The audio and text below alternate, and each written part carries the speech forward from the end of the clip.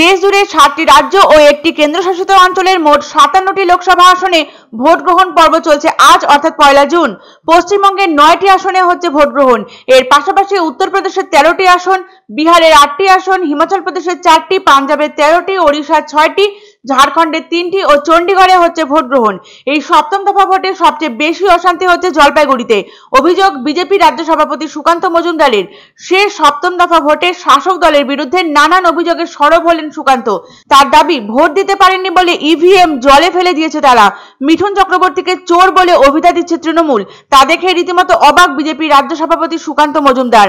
তাদের পেটে সামান্যতম বিদ্যে বুদ্ধি আছে কিনা সেই ব্যাপারে সন্দেহ প্রকাশ করেছেন তিনি। পাশাপাশি তিনি বলেন, 28 টাকার পাউচ প্যাক থাকে তৃণমূলের কাছে, সেটা খেয়েই মিঠুন চক্রবর্তীকে চোর বলছে তৃণমূল। মমতা বন্দ্যোপাধ্যায় এবং অভিষেক বন্দ্যোপাধ্যায় এদের কাছে ভগবান তুল্য।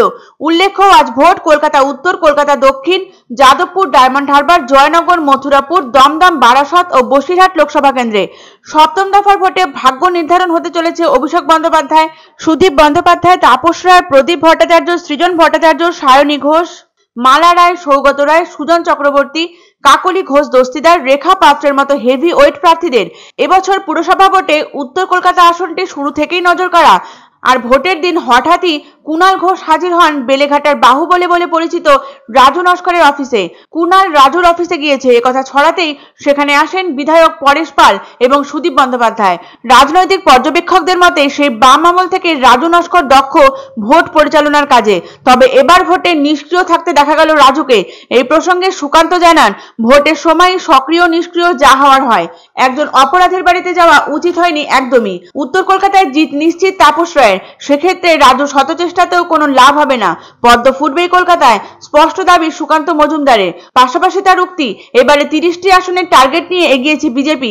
তারা তৃণমূল থেকে একটি আসন হলেও বেশি পাবে। শনিবার ধূপগুড়ির ঘটনায় গ্রেপ্তার হওয়া বিজেপি দলীয় কর্মী ও সমর্থকদের পরিবারের সাথে দেখা করলেন বিজেপি রাজ্য সভাপতি সুকান্ত মজুমদার। ধূপগুড়িতে পুলিশ ও জনতা সংঘর্ষের জেরে 35 জন বিজেপি সমর্থক ও কর্মীদের গ্রেপ্তার করেছেন পুলিশ।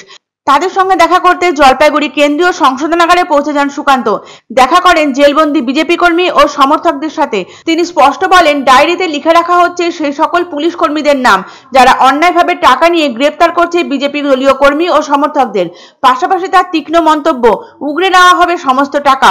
তিনি ক্ষোভ প্রকাশ করে বলেছেন, গ্রেপ্তার করা হয়েছে একজন পড়ুয়াকে এবং সে পরীক্ষা দিতে পারল না। ইন্ডিয়া ভোট কিছুই হবে না।